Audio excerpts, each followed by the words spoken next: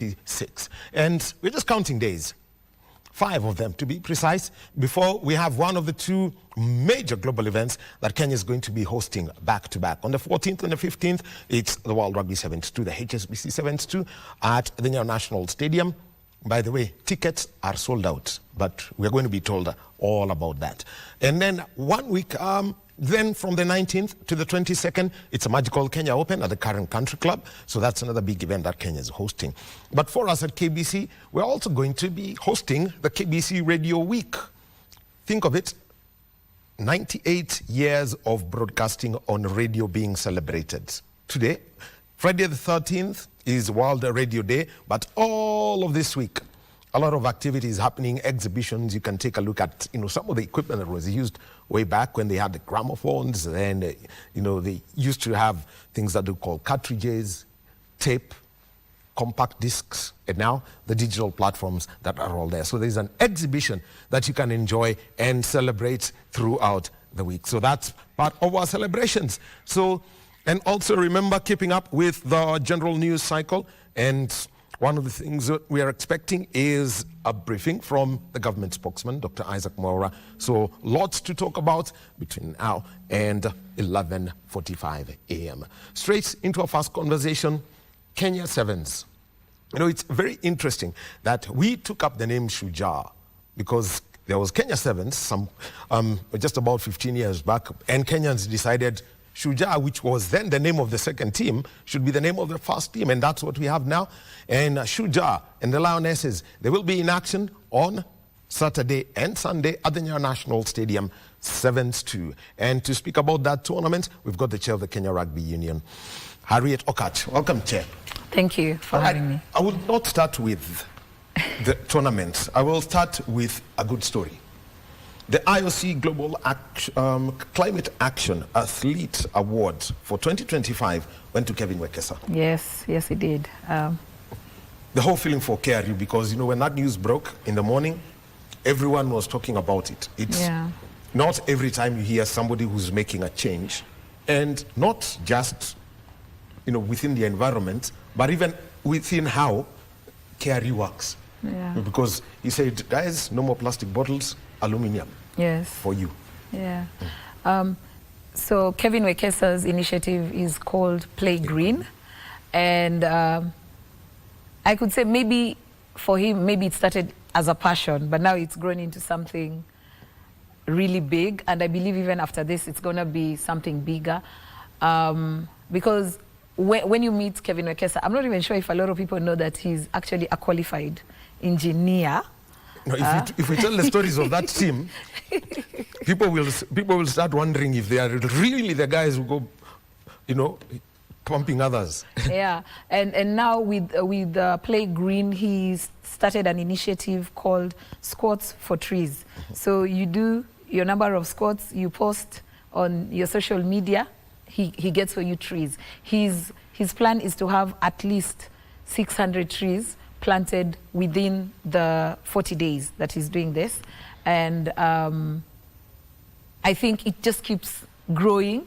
A young person like that, I think he's about just 25 years old, yet he's thought of climate change and put it into action, how it's affecting the environment and put it into action. So it's a big deal. He goes around schools, even giving kids, the right recyclable bottles, teaching rugby skills, holding rugby clinics, just so that people are aware of that importance and how it can impact the game and the environment. So well-deserved win for him, for us as well as Kenya Rugby. Yeah. 1,000 bottles a week saved at training grounds.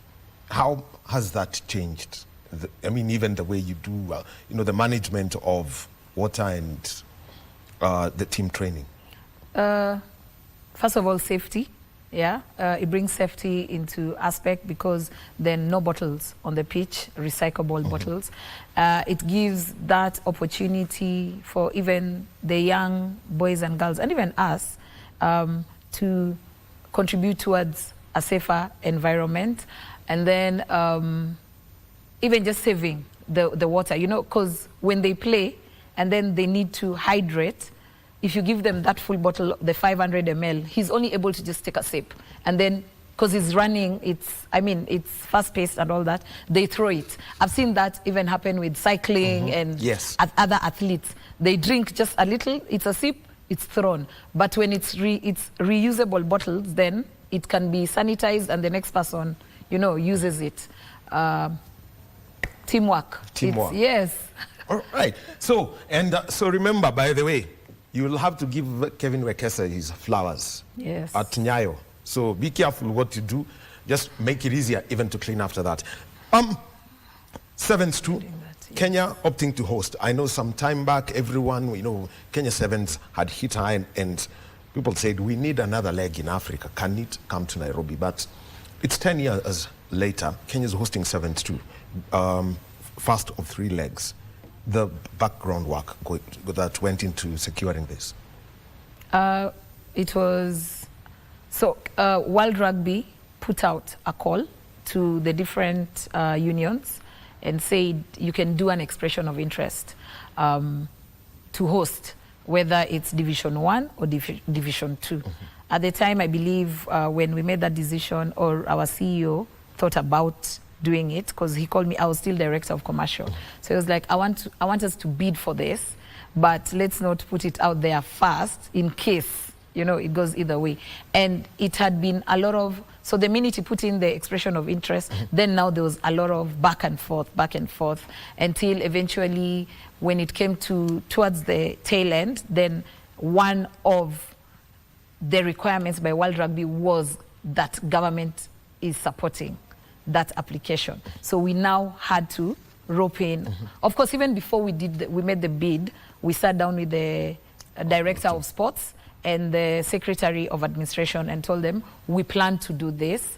I hope, the government can buy in. And they were like, please go for it, because our sevens are really performing out there. Our fans are the loudest wherever the sevens are. It would be good to bring it home. So when World Rugby said, okay, you've gone through all this, but now we need to ensure that your government is actually supportive of you hosting it.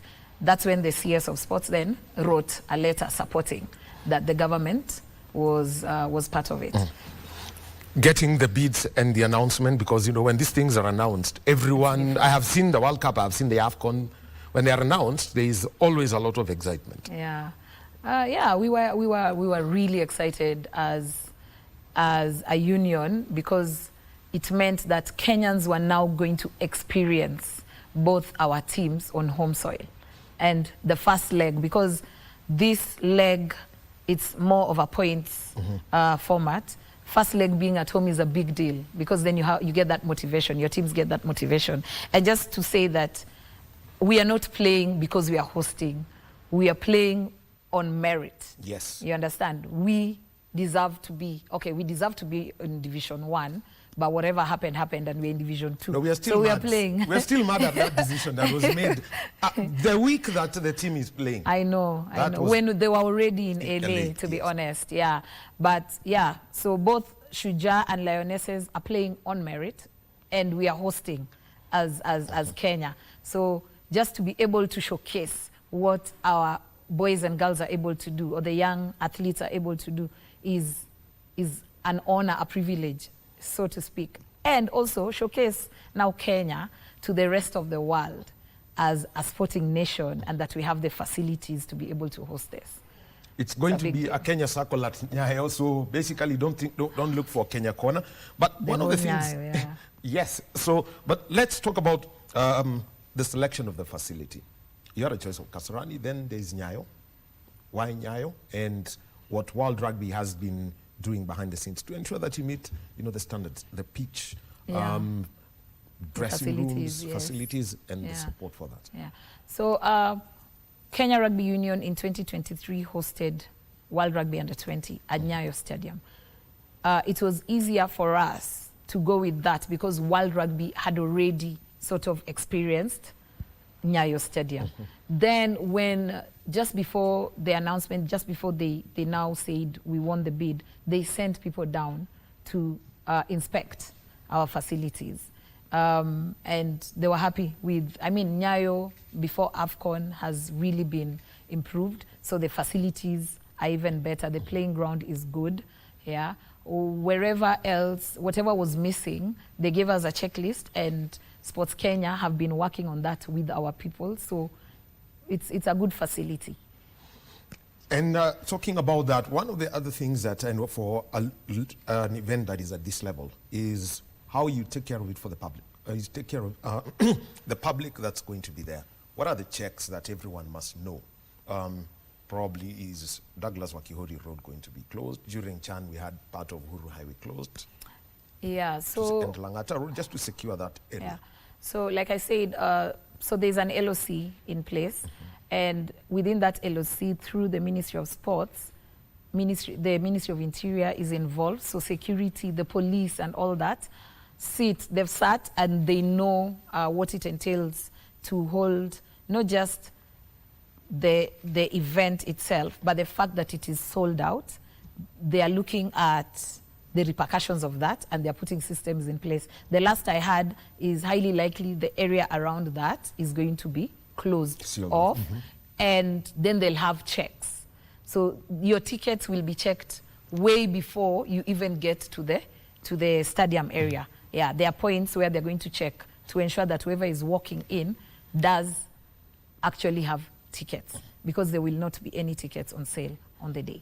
Actually sold out. How many tickets? What's the number we are talking about? Because I'm being asked, Ntato happy tickets. But I'm telling them it's sold out. Yes, it is indeed sold out. Even us were pleasantly surprised, because a lot of times we end up having to sell. Actually, every rugby tournament we've sold tickets at the gate.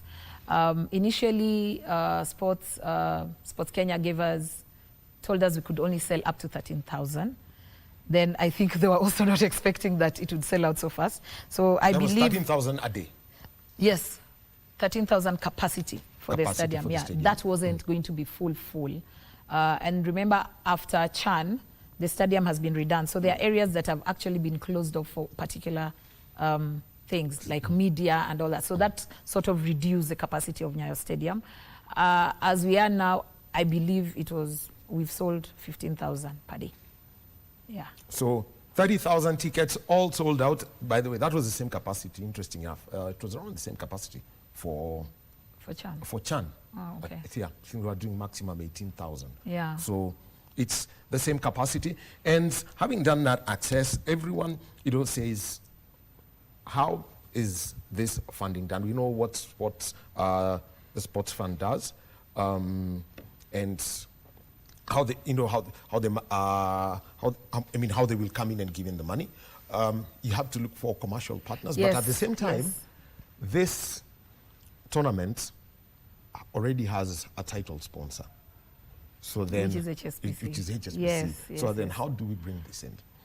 Okay. So because it's HSBC, as Kenya Rugby, we already have even banking partners or financial partners. So for every commercial partner we were bringing on board, there are those that we actually had to get that okay from World Rugby before we could be able to sign up.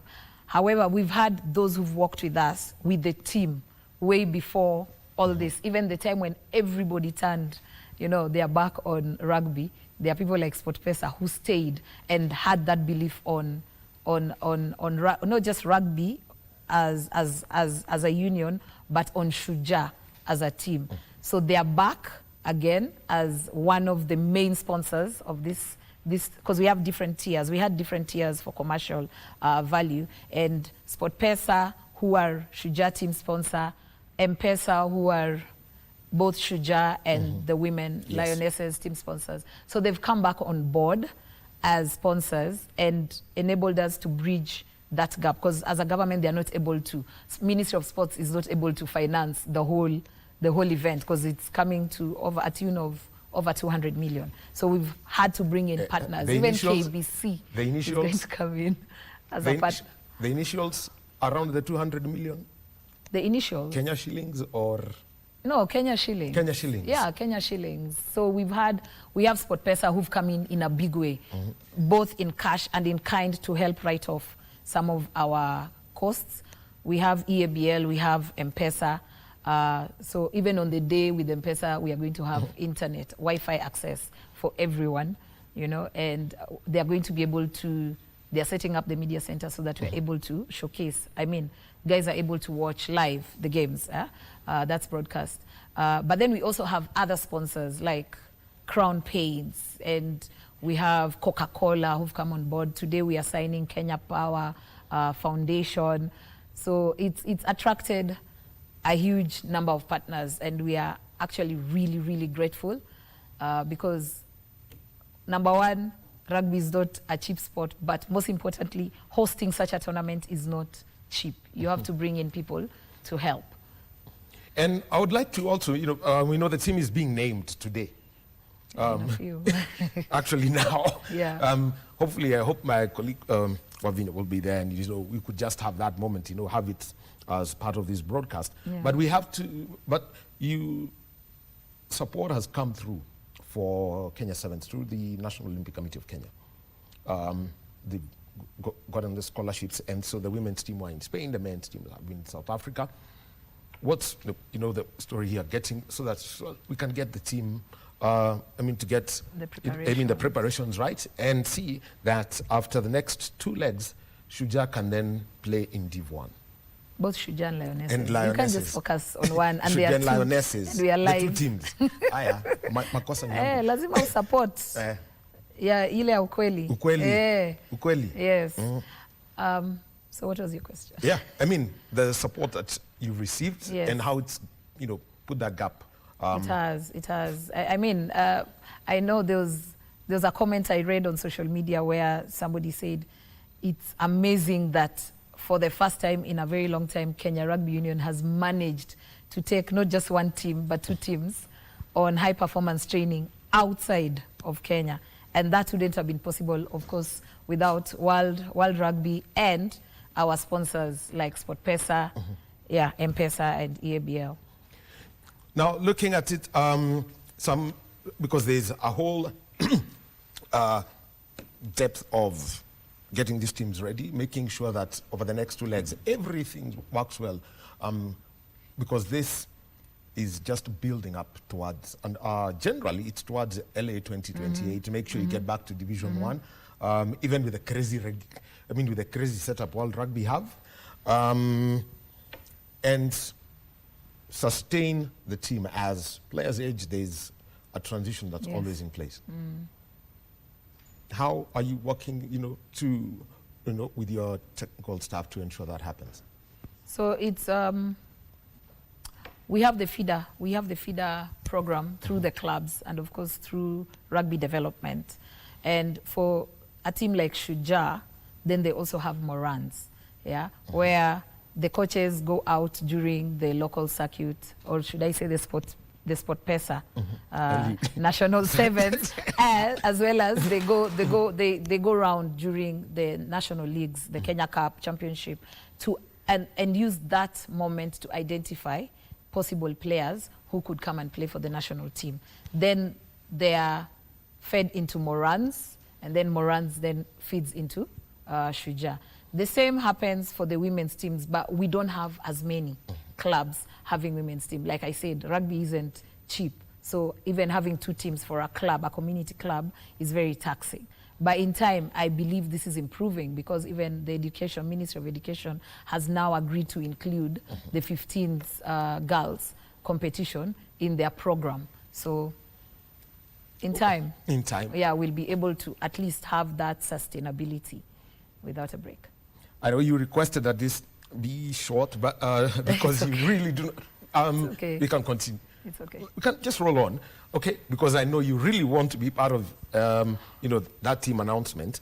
But let us now talk, about seeing how much more can be done in terms of, hosting such events. We've hosted the Africa Sevens recently for women, and you could see the interest in the sport coming through. The Safari Sevens, it's always a story to tell. Let's put all of this about how you're pushing that, so that there's that return to a situation where Kasarani becomes too small. We've had it once, I think, 2013, 2014. I doubt we are going to do Kasarani now, because Talanta Stadium or Raila Odinga stadium is coming along really well, and government has said that's going to be specific to rugby and football. So from Nyayo, then looks like rugby is now going to move to Talanta Stadium. Actually, it's purpose built for rugby and football. Yes. No track. No running track at So all. the And noise... it's beautiful, yes. So it's upon us as the administrators of the sports to ensure that we are able to showcase what we as a nation are able to provide when it comes to the infrastructure that's available. However, we can be able to do more so that other countries we get to a point where other countries can also come to Kenya for high performance training. Yeah, there are teams that actually, we have quite a few teams within rugby that actually request to come and play our teams and use that as training before they go for these competitions. Yes, and so as a union, we are very intentional in bidding for different tournaments. So like you rightfully said, we have Safari Sevens, which is an invitational international tournament. Then we had Rugby Africa Women Sevens. This year we're going to have HSBC Division 2. And then we are going to have Rugby Africa Women 15s. We are hosting that as well as the Sevens one. And Victoria Cup is back as well. So all these are going to enable us as the union and as Kenya showcase to the world what Kenya is actually having, what capacity we have to be able to host such events. Well, very interesting that you mentioned a lot of this, and looking at it for the teams that are coming in for the E72, I think we've seen that the US are here, China here, Argentina, Germany came last Friday. Yes. Yeah. And by the way, Argentina, remember, it's the women's team, not the men's team. The men's team were in Australia over the weekend.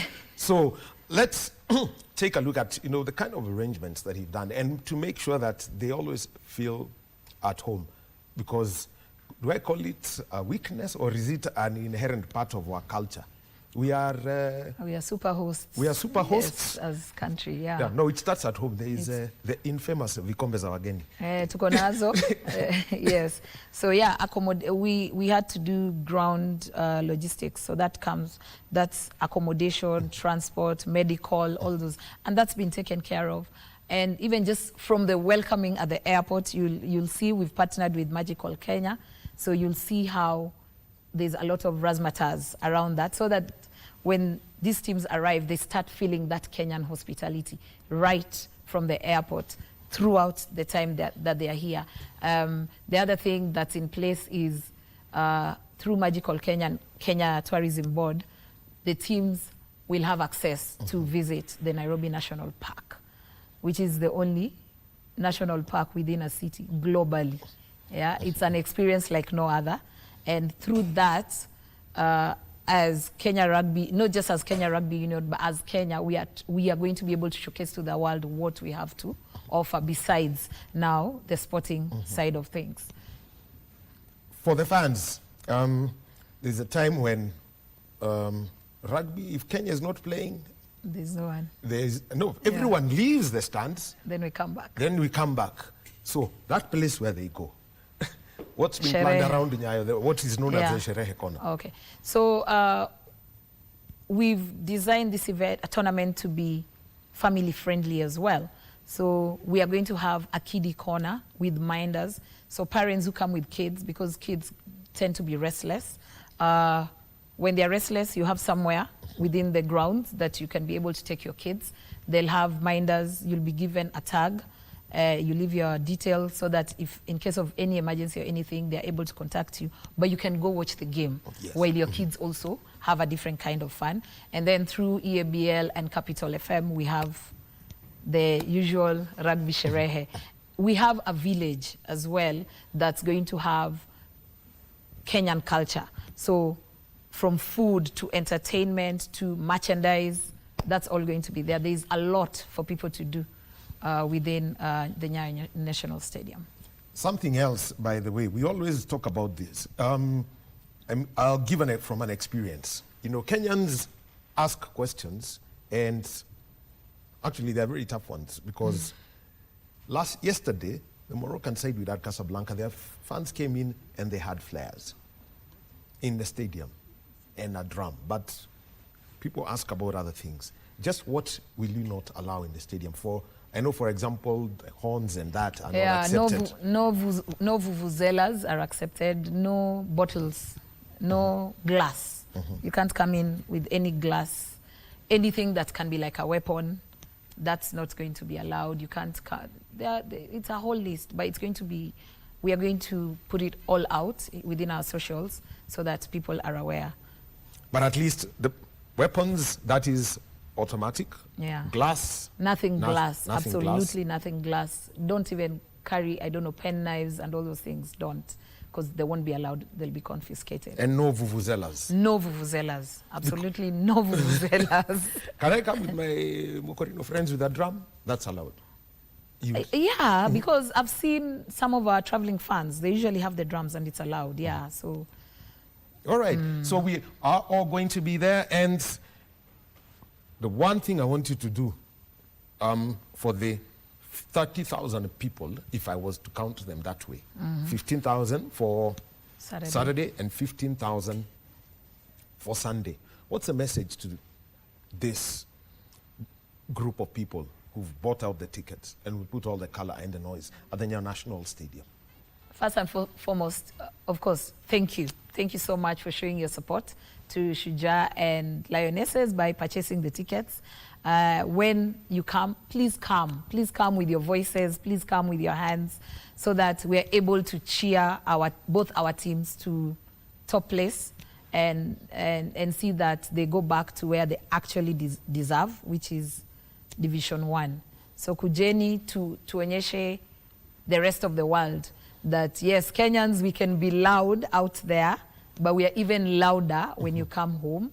And for the first time, World Rugby is going to experience what it is to be a Kenyan fan, because we are not going to have, this time they're not going to have a Kenya corner.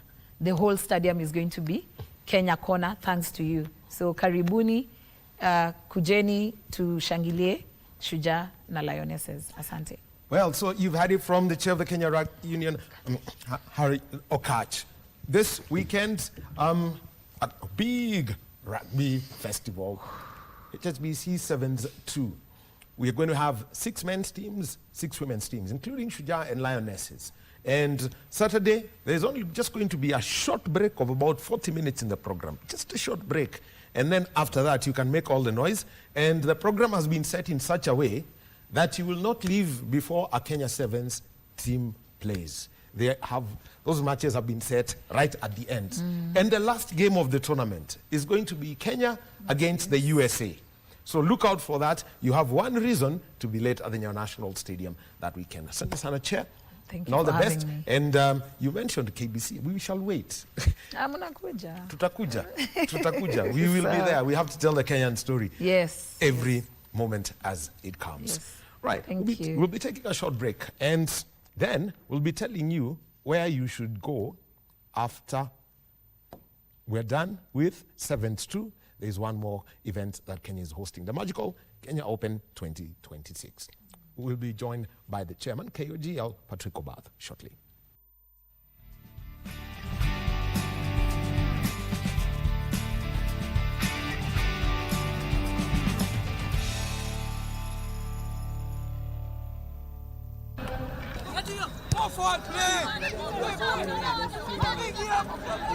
Olympic High School in Kibera is known not only for its academics excellence through its transformative educational model, but also for nurturing sports talent, and notably basketball and soccer. And that's where Judith Auma Okumu, one of Kenya's rugby Lionesses top players, started. I started my rugby in high school, Form 3, 2015.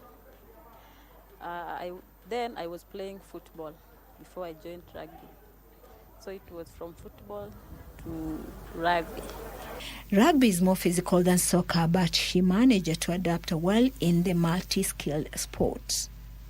The transition was easier because I was into sports, but haikuwa rahisi to it's another sport. So kutoka kwa football to rugby, kuna hiyo uko unatumia legs, then here unatumia mikono pass, then the rules are different.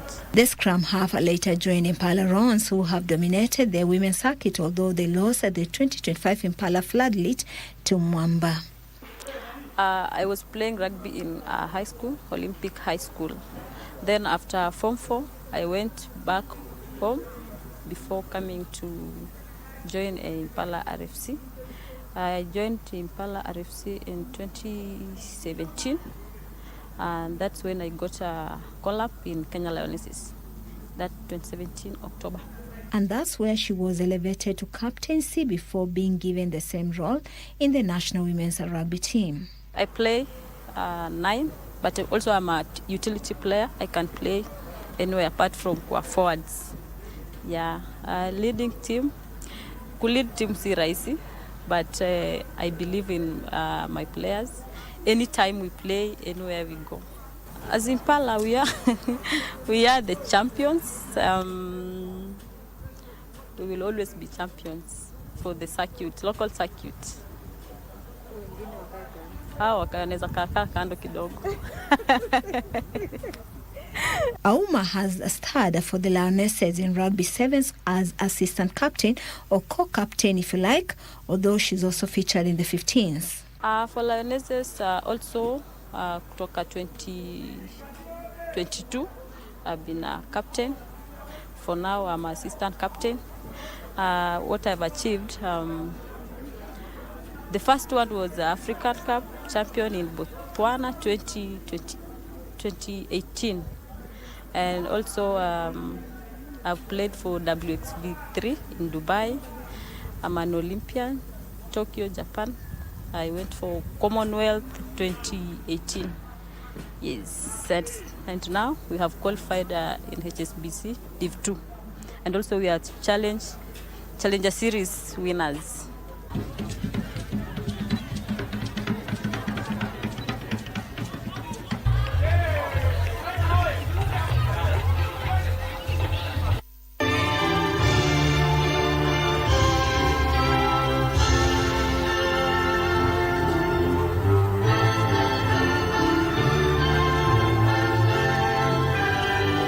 Kenya straight away on the attack. That's showing some good intent.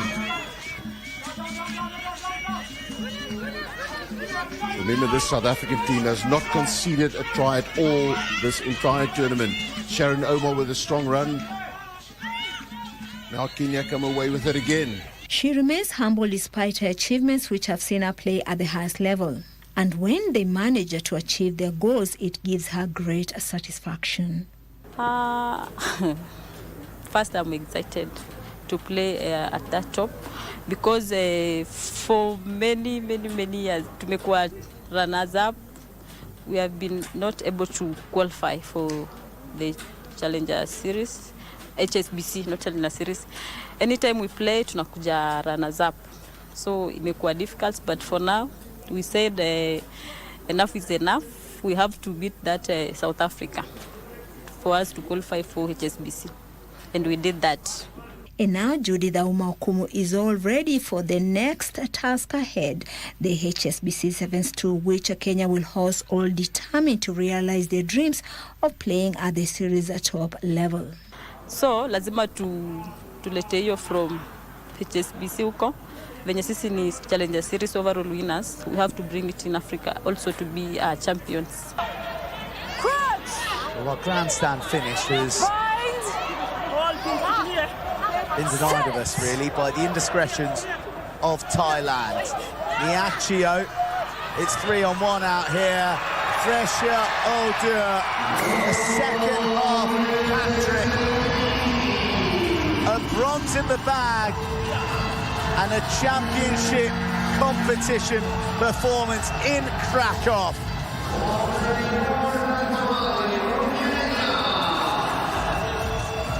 Kenya corner on their feet. They've got some champions to celebrate. An additional pair of points, and with that bronze, with that win, with that second half hat-trick from Fresher Odur, Kenya's Lionesses are the queens of the Challengers Series. Our opponents, first welcome to Kenya, Nairobi. Tumewangojea, we are waiting for you for the competition, and it's not going to be easy, it's hard. We're coming in harder. Around her torso.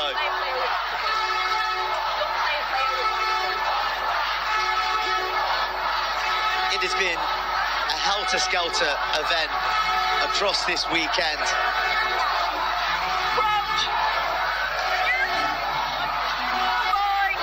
That has thrown up so many upsets.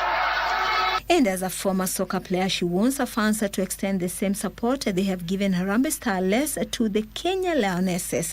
After all, they're all birds of the same feather on different sports, but ball games all the same. They should come and watch us play so that wasiongee tu na wajaona. This time it's at home. They should show up. Wakuje wachie the ladies playing. There's plenty more talent, and there is bags of pace. There is a lioness roaring her way to the line here in this semi-final. And it's Naomi Amanguni. What brilliant awareness around the ruck there. She could just see the defenders were spreading out. Just watch this now. She picks, she has a look. Look, no one there. That guard's not there. So she backs herself. She knows she's got to make it. The only people coming with her right now are Czechia players. She's got to back herself all the way.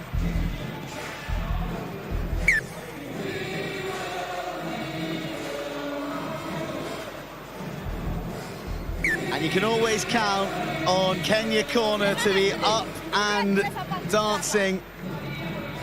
They've got to be the most vibrant, the most joyous set of fans.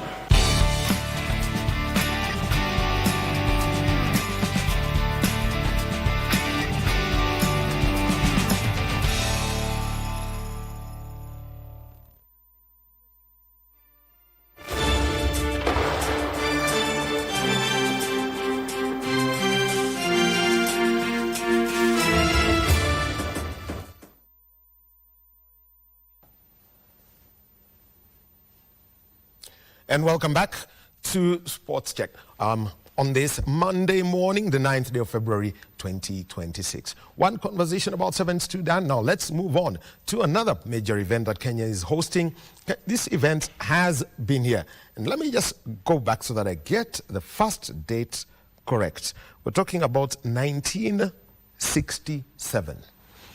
The Kenya Open Golf Championship, now known as the Magical Kenya Open, and it is part of the DP World Tour. And from the 19th to the 22nd of February, the current country club is going to be hosting it. A lot of things have happened, and also everyone keeps asking, why Muthaiga and Karen? Muthaiga, Karen. We're going to get the real story behind it. And we're with the chair of Kenya Open Golf Limited, Patrick Obath, who's joining us. Good morning. Good morning. Good morning. Yes, he's taken up a new role for the last 15 years. I think he has been tournament director of the event.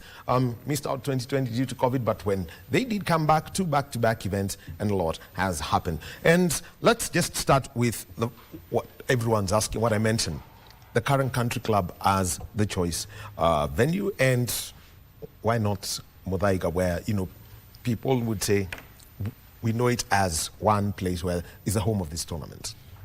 Yes, I think Muthaiga has been the home of this tournament for a long time. But apart from a few years when Muthaiga itself was undergoing changes on the course, then it went to Karen.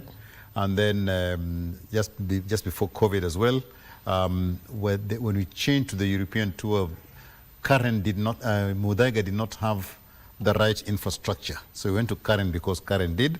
Muthaiga did the infrastructure, then we went back to Muthaiga. But making it a kind of a, what does the chairman think? Where we should go again? We've decided to change that. And what we're going to do is we will make sure that we will be in a place for 3 years. Then we invite the clubs to express an interest to host and what we can work with them. So that is the system that we're going to use from now on. In fact, we used it this year. We invited Muthaiga and Karen to bid, and we got the bids, and then we discussed with them, and then we got the best bid that we could, and that's where we are at Karen. So after 3 years at Karen, we are going to be on a contract with them for 3 years. We'll open it up again, and Muthaiga and Karen can bid. But the good thing is that there are other courses that are making taking an interest. So we are aware that Royal Nairobi is doing a lot of investment on the course. If they're ready by that time, and we've inspected the course and we think it is good, then we'll invite them also to bid. So that is how we are going to work in the future. 3 years bid, 3 years bid. All right. Well, we'll be coming back to that conversation, but let's first move over to the Senate and let's listen to the Senate County Public Investment Committee Chair, Godfrey Osoti.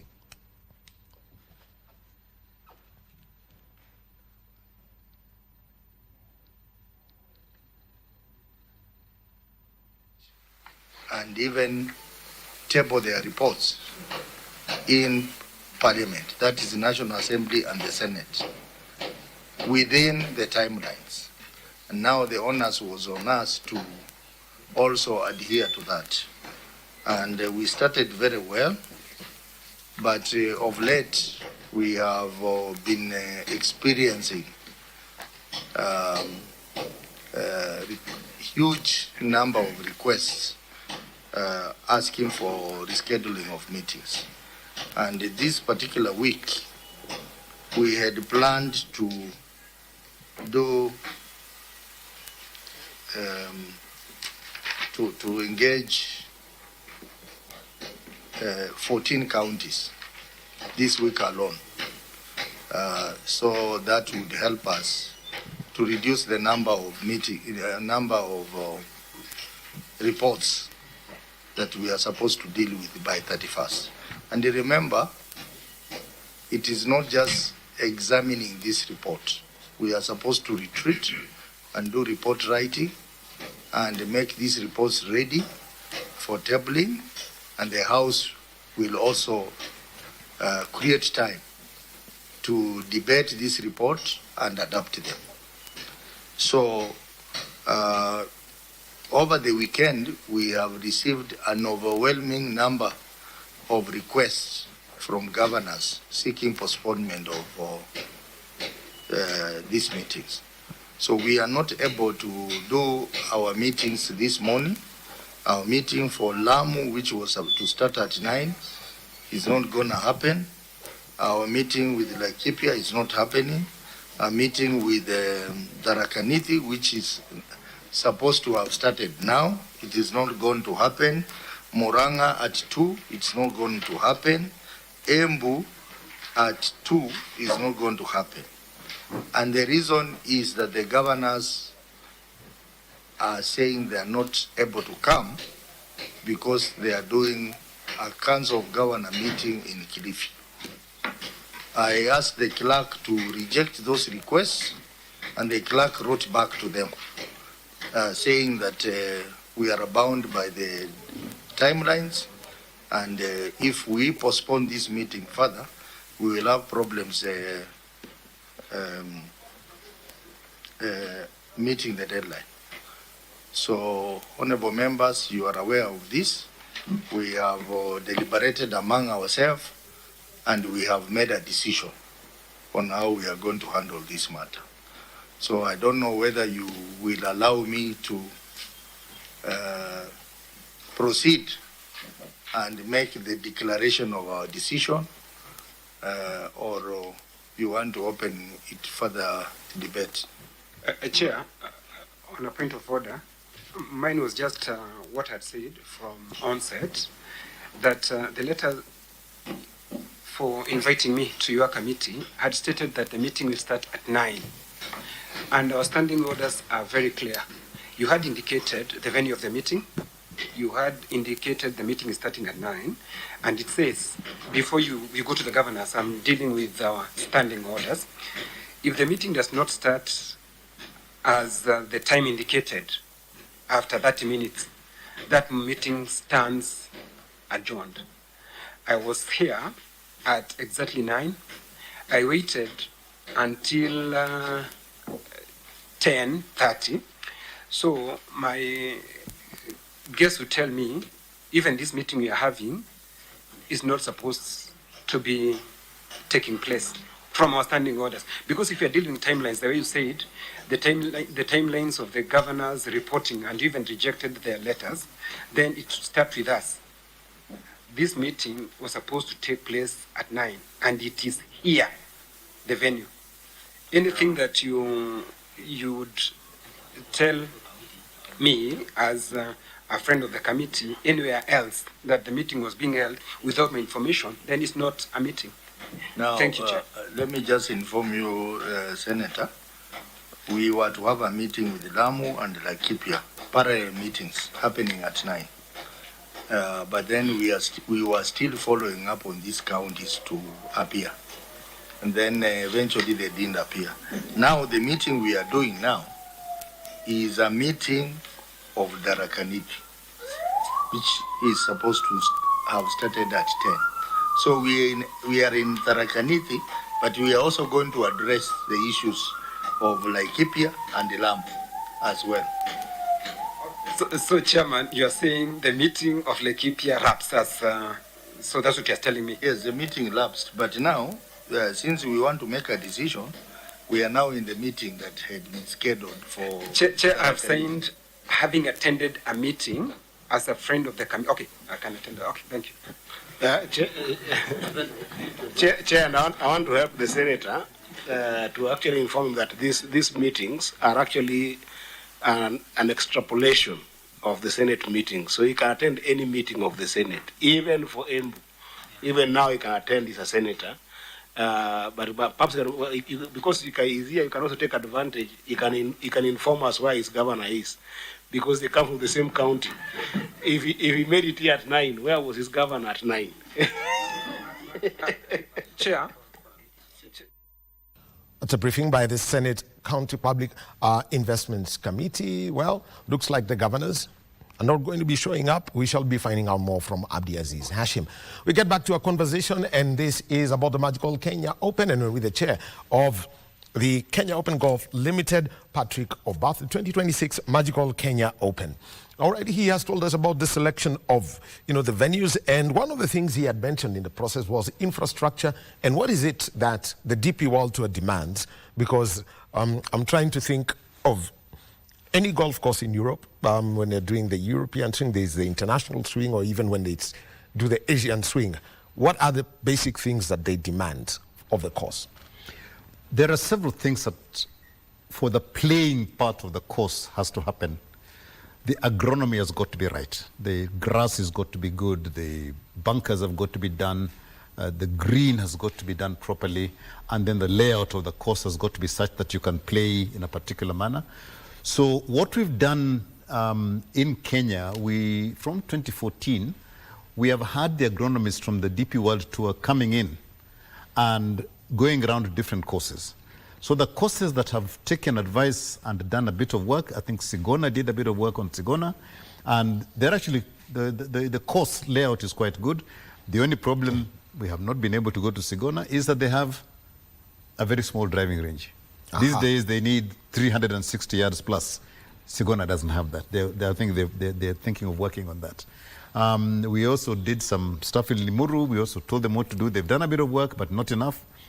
Windsor, we gave them some information as well. Haven't started work at all. We gave some information to Royal. Royal is moving on now, at least, although it is about 6 years down the line, but they're moving forward. So we do actually give them a pro forma of what needs to be done. So that's the first thing, the course itself. The second thing we look at is what amenities are available for the spectators, for parking and so forth, and also for setting up a village. And that means that we also got to improve the experience for people going there. And a lot of courses have got those facilities, so we can knock onto them quite easily. The third thing that we look up is the places where the players are staying and how easy and difficult it is for them to come to the course. So that we also look at in terms of infrastructure.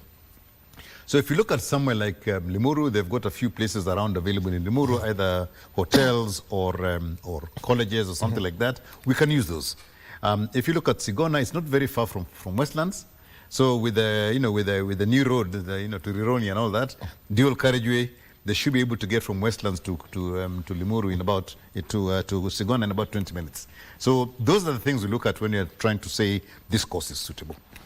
The other thing is, when you talk about this, I mean, unlike the Challenge Tour now, the moment you get to this level, to the DP World Tour, the European DP World Tour now, it's actually built for TV. And how you have a conversation with a club to understand that, yes, there's going to be laying of a lot of cables, there's going to be infrastructure coming up that may, in the short term, may be changing, the whole structure of the course. Yes. When you come into the course, there's a lot of infrastructure that is required to be actually put on the course itself. Now, when we talk about, like, for example, TV, we need a TV compound. We need a space to put that in. And we have to improvise in each of those places. In Karen, we had one. We have a place. They've got some land in the middle of the course where we can put a TV compound. In Mudaga, we had to use one of their car parks to put a TV compound in there. But we normally take over the course, like for Karen, this which is happening next week. From Friday this week, we shut down golf completely. And they are going to start putting out all the laying cables, putting up all the scaffolding for the TV towers and all that. All that's going to start happening from this week. There are other activities also that will be starting this week. Some of them can be done whilst play is going on in the club. Roping and staking so that you can control crowds. That's going to start tomorrow. And that's going to be something that we just put the stakes and then we put the ropes up. And they can continue playing when that is happening because the people who are doing that understand the game.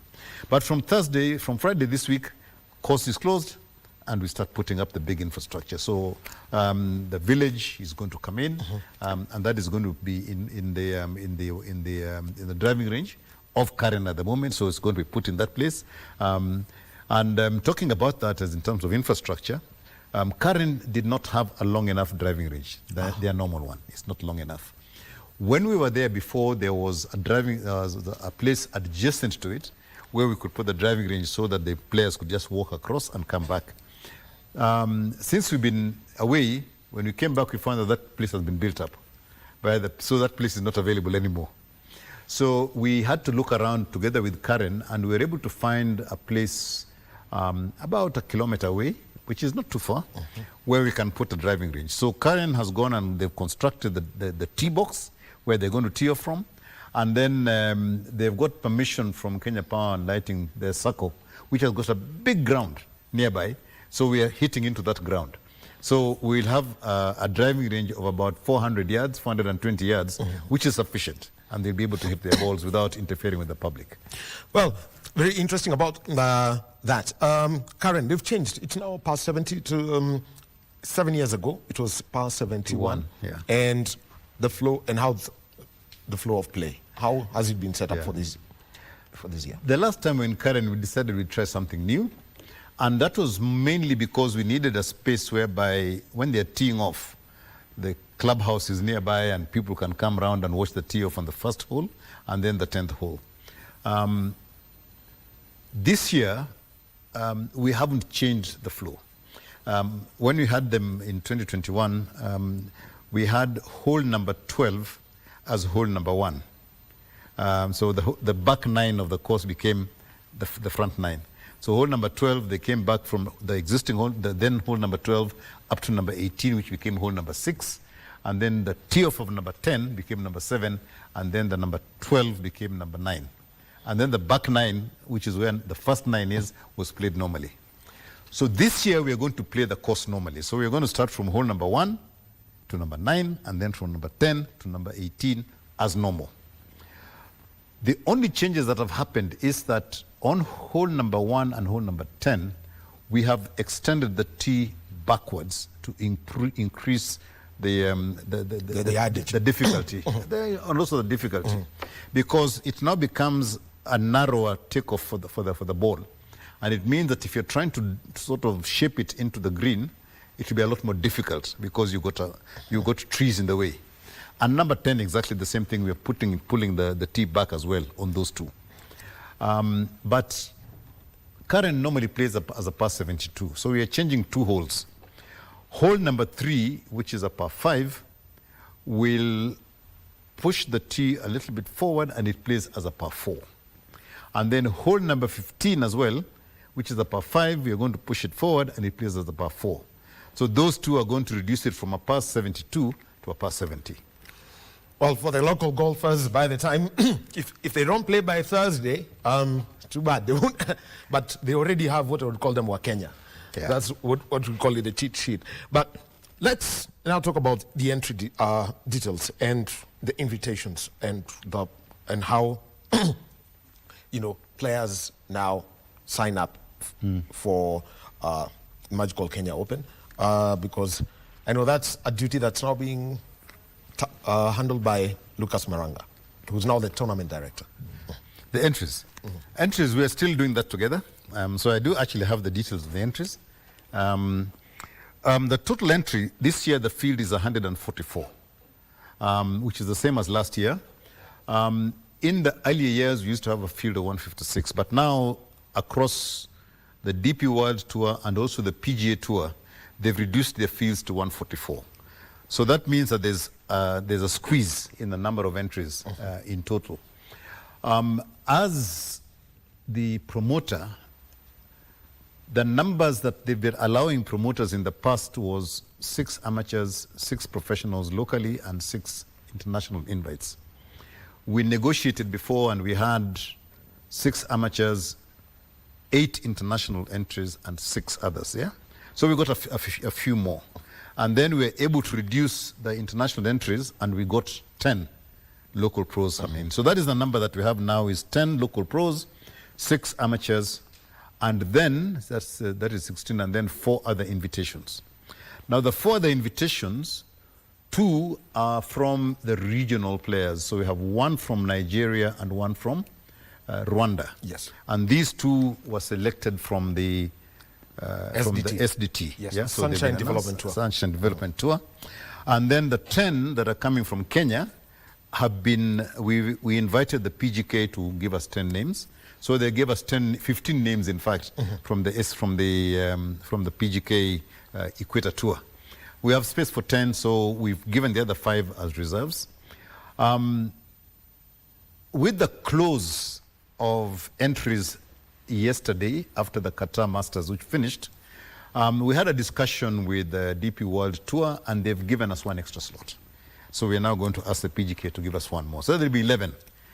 So one of the reserves will come in, and we'll look and see whether anybody else drops off, and you can begin to increase the numbers of local players coming in.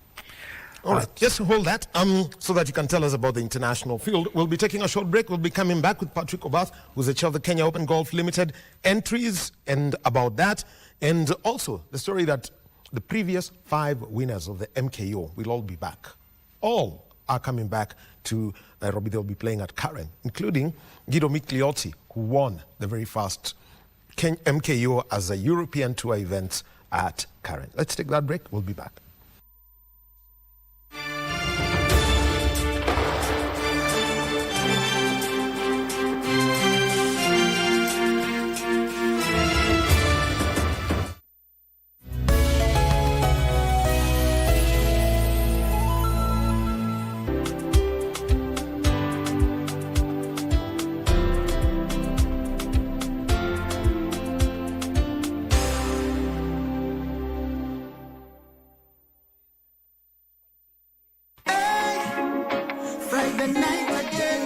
Greetings in the name of the Most High, Jah Rastafari. My good name is Marley Moses, the positive warrior, alongside... Yes, sir, DJ D-Rage, the baddest. Each and every Wednesday from 10 p.m. on KBC Channel 1 TV.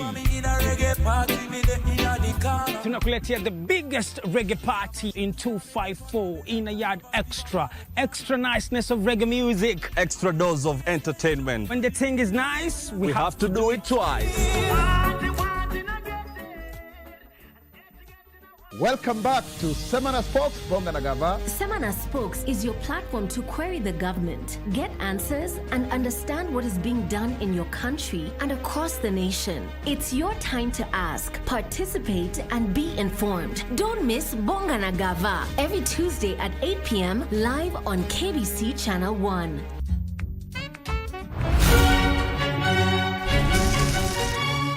My name's Jung Gwonjong. I'm the boss of this entire hotel. My duties include heavy lifting, spreading happiness, and driving fancy cars. And I officially moved into the sunroom. You think you can cut my share of the rent? Say what? That day, she walked into my life. Hi. I met the woman of my dreams. I'll take you home. I got the Maserati. All the women in the club will be like sisters to me. Respect is most important in a relationship. If a man doesn't respect a woman, then he's no man. You add all the brilliant moments, or what we call miracles. Welcome.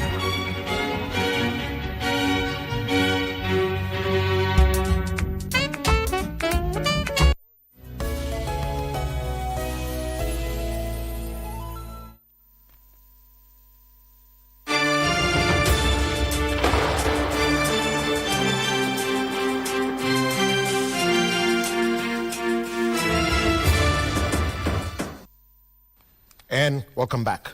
Well, a conversation about the Magical Kenya Open we have with the chair, Patrick Obath. So let's get on with it, with this part of it. You know, entries, local entries, 11 pros have got their slots, 6 amateurs, including a junior golfer, are going to be playing in that event.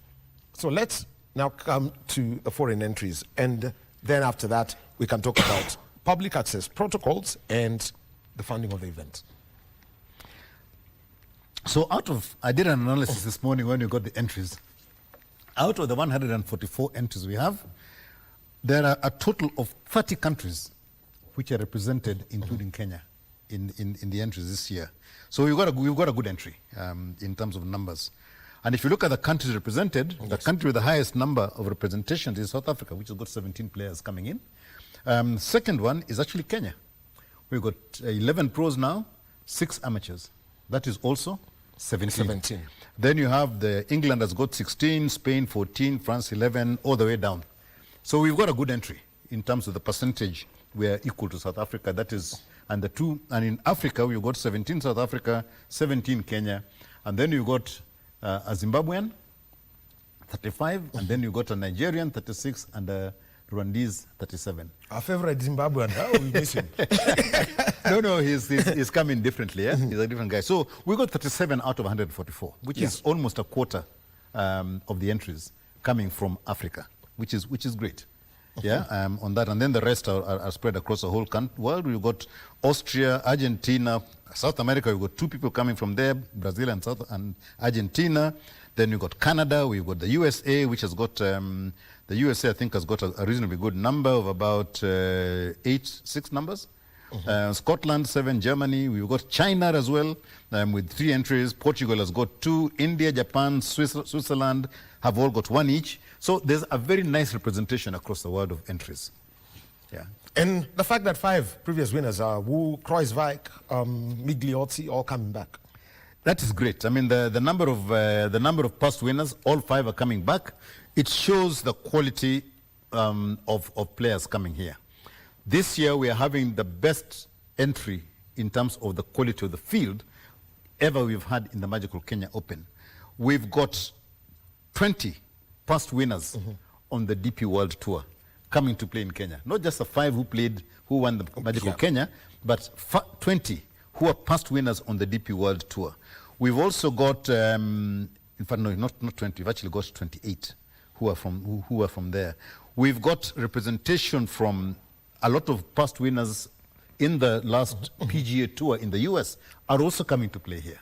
So with that, I think we've got a very, very strong field. And what that means is that the people watching, we expect will increase as a result of the strength of that field. Well, that's something to look out for, especially Friday, when, they've got to make the cut, and then we've got Saturday and Sunday. What's the number for the cut, by the way? The cut will be 60 and ties. And ties. Yeah. Public access protocols. How do people get to Karen? At least Muthaiga, you're going to park right either at where they normally have the range, or at KFS, or KFS, yes, or the Mathare Hospital. Yeah. How is Karen now going to be set up? Karen is fairly straightforward as well. When we had it in Karen the last time, waterfront had just been built. So they allowed us to park for free there. Now they're not going to allow us to park for free. People can still park there, but they'll have to pay the normal parking fees. We have the Kenya Medical Training College in Karen, yes, KMTC. That is going to be the free public parking is going to be at KMTC. Can take about 500 cars, so there's plenty of space there. People can park at waterfront. So we will have a shuttle that will be going to waterfront and into the golf course, and also to KMTC to the golf course. We are considering whether we want to also have the one that is going to the waterfront to pass via Karen Village, so people can also just park wherever it is or come by matatu, and then they can get a shuttle into Karen. So that is access.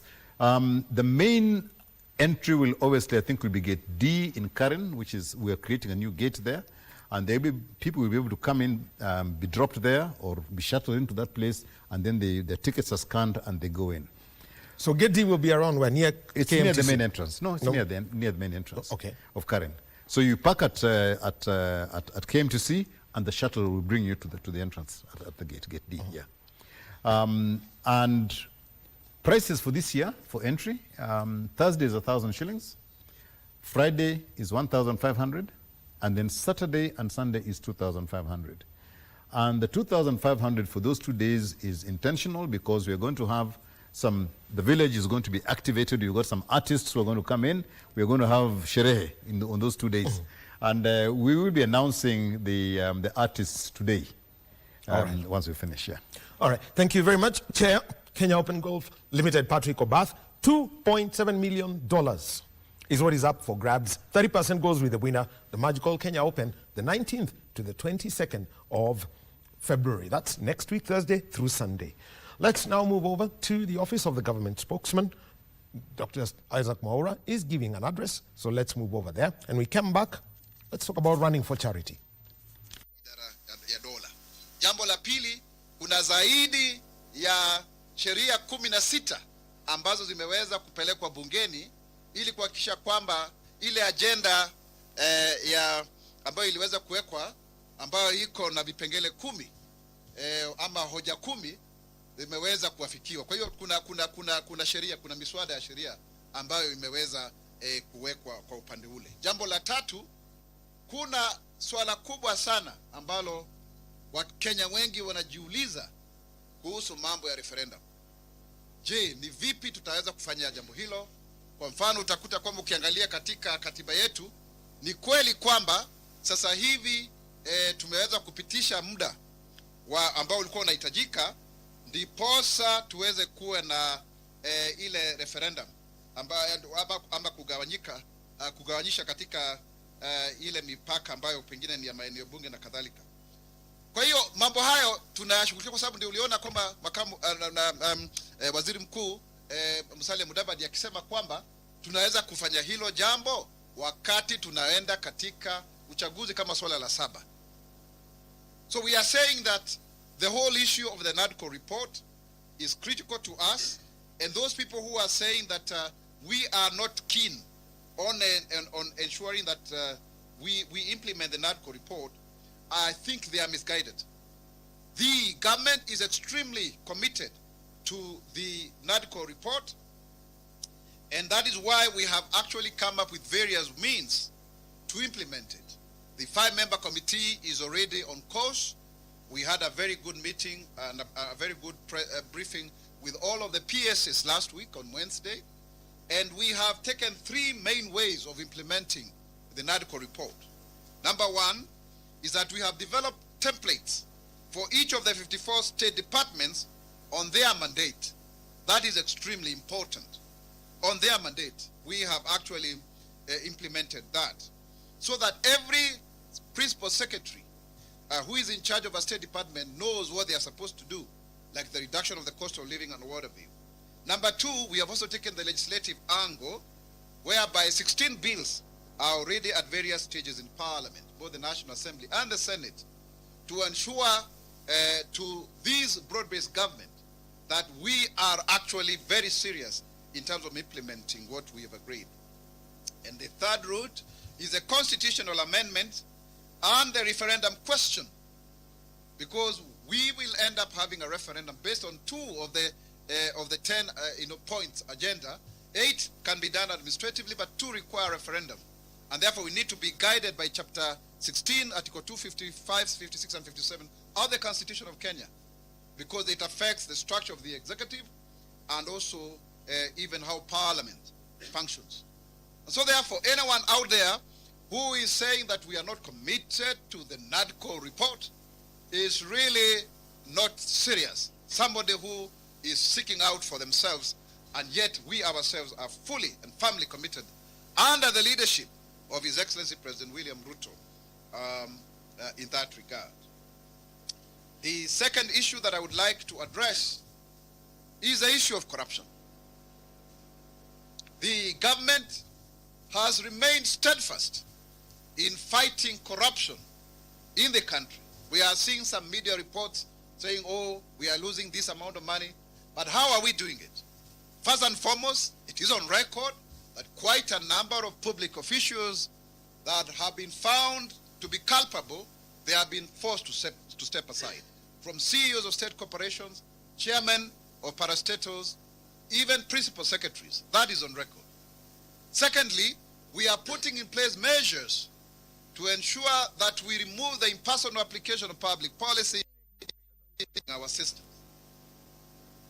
For the record, because of the digital superhighway and creative economy pillar, we are now raking in more money through the e-citizen, to the point that now the monies that were being lost through leakages and seepages, now they are being centrally managed because of that program. Over 23,000 government services, and you are getting them online, and therefore we are even able to make even 1 billion shillings a day at times, and moving forward, so that then we are able to collect enough resources for our people. The other thing, which has faced some bit of resistance, is EGP, e-procurement, so that we remove that human interference.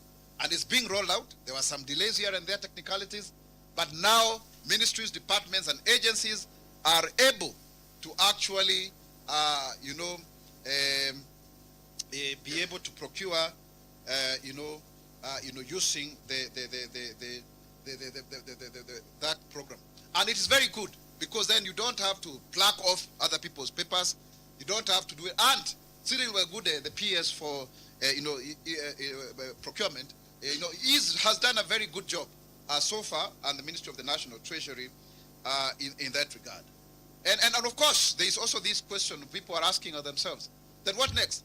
Certainly, we need to fight corruption, and that is what the government is doing at the source of it, so that then we collect the revenues as is, and also ensure that whatever we procure is as a result of what is required.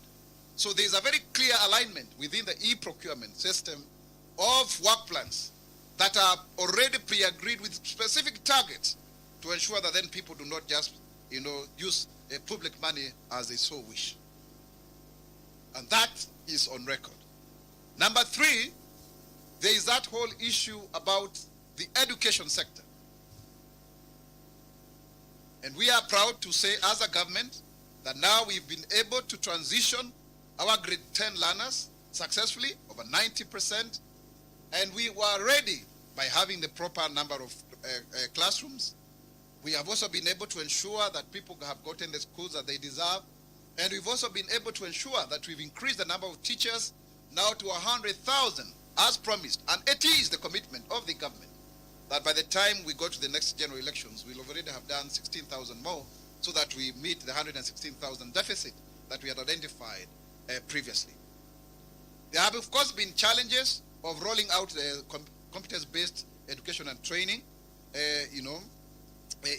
curriculum, but it is adapting very well, through the retooling by the Teacher Service Commission, by ensuring that we are also dispersing capitation for the first time, in good time before even some schools had opened, and that will continue. And now the government has also been able to ensure that the fees are well, stipulated, and free education is assured.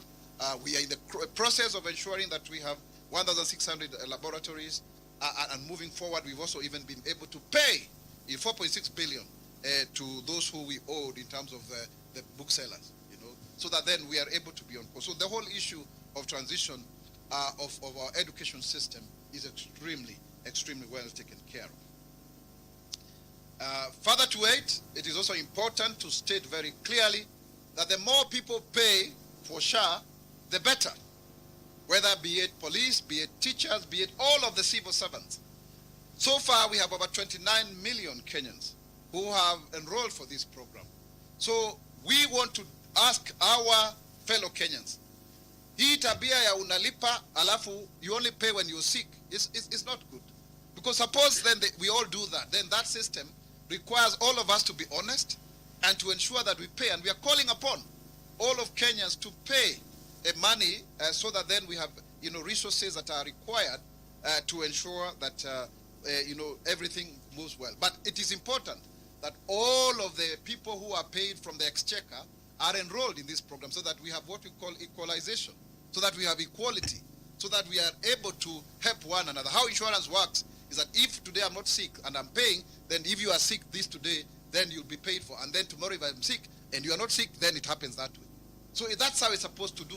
But it has been extremely successful. We had only 8 million people before, now there are over 29 million, and it is the desire and the target of the government to ensure that all of the Kenyans are able to be paid for this free medical care. This is the closest that we have come when it comes to free universal health care. And successful governments have been promising this for quite some time, but they have not been able to do so accordingly. Another thing also that has been very of great concern here from the members of the public is the issue of deductions from the pay slip vis-a-vis tax payment. As you are aware, the government has made a decision that anyone who earns 30,000 shillings and below will have tax-free pay as you earn.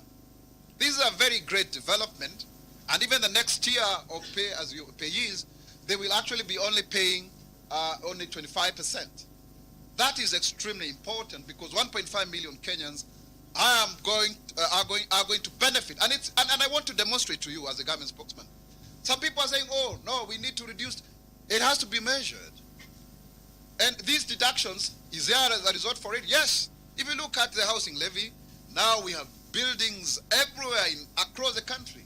We are able to lift millions of Kenyans from poverty, from the bottom up, literally, using the resources that we are all commingling together so that we can have home ownership becoming a reality of our essence of being. And further to it, these monies are not just for our own consumption. We have had a very poor saving culture. I think we are actually way behind if you look at the global trends. While a country like China is saving up to 55%, then we go there borrowing, we are saving only 7%. But by the end of this year, through these deductions of NSSF that people are talking about, we will be able to have saved over 1 trillion shillings, monies that are much more than what we have been able to save since independence. How does that help us? Because then we are able to finance our own development. We are able to take care of our senior citizens in terms of pensions and what have you. And so therefore, the deductions are not just for the sake of it. If you look at even our model for Nyota, if you look at our model for Nyota, it's the same thing. You get 25,000 shillings startup capital, but 3,000 goes straight into savings. So it's very clear, even when you look at the whole issue of Hustler Fund, because one of the things that we promised as a government is that upon coming into power, we will be able to provide for a saving culture so that our country can be able to move forward. The government already been able to roll out the Nyota program in a very big way. And we are now finalizing, and you can see the president, interacting with our young people. The Nyota project business component is empowering 121,800 entrepreneurs nationwide, equally distributed with a maximum of 84 per each of 1,450 wards in Kenya. Remember, initially, we wanted to have 70, but now we've increased that and to 84, and also before we wanted to do 110,000, but we have since revised that to 121,000. So far, the people who have applied for this Nyota, we have over 2 million Kenyans. Can you imagine? Over 2 million Kenyans have applied for the business component, confirming the enterprising nature of our youth in Kenya. And this is not just money that we are giving. We also have mandatory trainings. All selected beneficiaries have undergone a 4-day mandatory business skills training to equip them with the necessary skills so that they know how to run the businesses. And we have had disbursement dates. Already we've done 44 counties. We have done 1,360 beneficiaries in the wards, the wards so far that have been covered, 1,360 up to 1,450. And also 114,240 have already been given their money, covering an amount of 2.856 billion. Please get these figures. 44 counties, 1,360 beneficiary wards, and 114,240 young people, and they are all walks of life. They have received 2.856 billion. And you've seen all of them, mothers, single mothers with children, young men, people doing all sorts of businesses, people with disabilities of all types of disabilities from across the country. You can now see the face of Kenya. And His Excellency the President has done a very good job in interacting with our young people and connecting with them. This week is a final week, and we are doing Garissa, 30 wards, Mandera, 30 wards, Wajir, 30 wards, between 11th and 12th of February. That's when we are finalizing as a government. And these disbursement events serve the purpose of high-level mentorship for the beneficiaries, public disbursements, and for counties to announce further support for beneficiaries. And you can even see our counties have actually been able also to waive, some of. That is the government spokesperson, Dr. Isaac Mwaura, who is giving a briefing to the media on matters that the government is addressing and that the public have raised concerns about. So, and our reporter at that event is Nancy Okware. Welcome you back to Sports Check on this Monday morning. We've had conversations about rugby, conversations about golf, and now it's time to have a conversation about running, and this is for charity.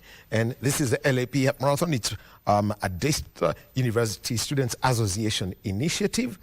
Objectives: raise funds to support the educational needs of those students who are needy, promote environmental conservation, and promote mental health. And to have that conversation with me, I've got the chair of the LAP Half Marathon, Christine Okello, on my immediate left, and we have got the president of the Daystar University Students Association, Luis Sakento. Welcome.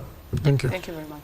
Let me start this conversation with you, Christine, and you can give us, the background and where the idea of having a half marathon. Actually, this LAP is Professor Labana Peter. It's named after the Vice Chancellor. Where did this come from? The idea of doing it?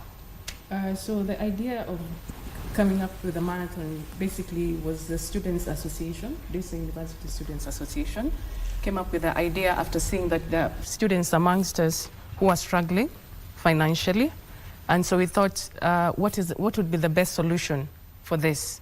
So as a students' body, this is how the idea came about, to come up with something that would make an impact to the society at large also. And yes, that is how we came up with that. There's that whole need to do it, putting now together the whole idea such that it can be accepted, Yes.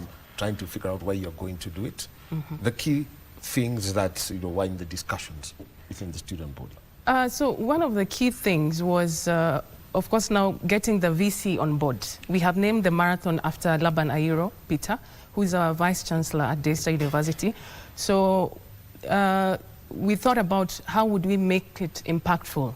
And one of the first things we sat down and discussed is, you discussed the students that will require to come on board, coming up with a committee, coming up with the venue, the location, and the magnitude of the event, what will really require for that. Well, and let me come to you, Luis Akanto. You are the president of this Daystar University Students Association. Way back in my younger years, I was involved one or another. I was the university's hockey captain, so so at least I know what used to happen then. And when you come together as an association to try get to know this student needs so much, besides the programs that may be in place, how you pick them out and make sure that they get their fee, the fees paid, you get the fundraising and use such initiatives to ensure that that they don't have so many gaps throughout the 4 years that they're supposed to be in university. Okay, so first of all, as Christina said, we decided to name this marathon after our professor, after our Vice Chancellor, Professor Laban Ayiro. And the main reason as to why we've named it that way is because he's the most philanthropic figure we have in the university. He himself has a scholarship fund. But we said we have to, student leadership in this country has to move from how can I help myself to how impactful we can be as student leaders throughout our tenures. So this half marathon is basically meant to raise funds for 3 categories: students living with disabilities, international students, because we have approximately 300 of them, and number 3, a DUSA scholarship fund. And we normally say, we clearly know that there is a scholarship fund in the university. But we as leaders, what can we do more as students, as young as we are, to try and support our fellow students and make sure at least they graduate as we are? So that's the whole concept. With the gaps that we're having, Vice Chancellor is doing a lot in the university in much as raising funds for students, but we're in touch with the finance offices to see how we can make this credible enough and be as accountable as we can be as we raise these funds. All right, we'll be coming back to that because we've got to see how you're going to deal the athletic parts, see how you're raising funds for that. But first, let's go over to Abu Dhabi and join Fred Walkie, who's our reporter, and he's reporting at the Open Masters Games taking place out there. Frederick Walkie, over to you.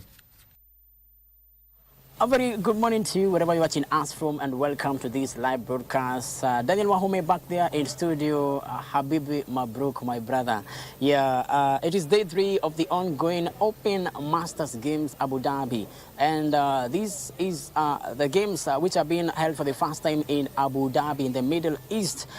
Is an ultimate celebration of inclusivity, community, and a healthy lifestyle. And just to remind you that 90 countries are represented here in this inaugural edition of the Open Masters Games in Abu Dhabi. And where I am right now, it's at the Abu Dhabi, one of the venues where the horse jumping is ongoing. It's a very interesting sport. Just to remind you that horse jumping, officially called the show jumping, is a sport where a horse and a rider compete as a team to jump over a series of obstacles within a set time. And the objective of this is they all have to clear all fences without knocking them down and within the time limit. And of course, it's a track of colorful jumps, can have rails, walls, and they are set at varying heights and distances.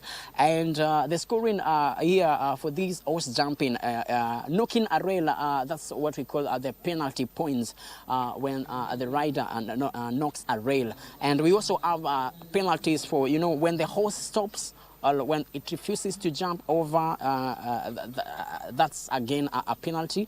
And the exceeding time, what we call the time falls.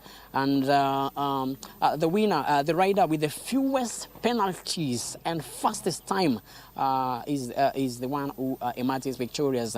And those are some of the key features of the host jumping. And the jumps can reach 1.60 meters at top level competitions. And again, the course changes every round, testing the skill, the balance, the speed, and communication of these. So this is day 3. Remember that 30 different sporting activities are lined up in this inaugural edition of the Open Masters Games Abu Dhabi, which are being held for the first time in the Middle East. And I had reminded you that these games are not meant to be battling for top honors or such, but it is an ultimate celebration of social, of inclusivity, community, and a healthy lifestyle. And remember that we also we have different sportsmen and women from all over the world who are taking part in this inaugural Open Masters Games Abu Dhabi, which are geared towards, inculcating a culture of sports and the cultural values for future generations. And the clarion call being made here by the organizers of this inaugural edition is that, sports for all, sports for unity, active for life. Sports for unity, active for life. Yeah, 30 different sporting activities lined up in this inaugural edition. And this being day 3, right now that this is the host jumping event that is ongoing. And we also had individuals featuring in various sporting activities. Earlier today, I had the opportunity to go to the archery where other games have been held across different venues. And we'll just keep you posted about what will be happening later on in our bulletins, because this is day 3 of this inaugural edition of the Open Masters Games Abu Dhabi, and they are geared towards inculcating a culture of, cultural practice, or bringing people together through sports, and, preserving cultural values for future generation. The message here is a celebration of community, inclusivity, and a healthy lifestyle. We will keep you to tabs with what will be happening later on in our subsequent bulletins. But right now, I'll take you back to the studio, Mr. Daniel Wahome. That's what is ongoing right now. But later on, we have so many different sporting activities that are lined up in this inaugural edition. Thank you so much, and we shall keep you posted about what will be happening later on in our subsequent bulletins. Back to you, Wahome. Well, shukran. Habibi Mwoki is out in Abu Dhabi at the Open Masters Games and enjoying some equestrian sport, show jumping. I'm sure there's a lot that he can do, and he's going to have fun. And you should be very careful. Those are quite some expensive and well-treated horses. Those horses live a soft life and compete at that level. So Moki is going to be giving us the stories as we continue. All right, so let's continue with our conversation. And we have got Christine Okello, the chairperson of the LAP Half Marathon, and we've got the president of the Daystar University Students Association, Luis Sakento. And Luis just gave us, a whole breakdown of how they identify, because this LAP Half Marathon is meant to raise funds for charity. 300 international students. There are those with disabilities and those who may be vulnerable, and how you identify them.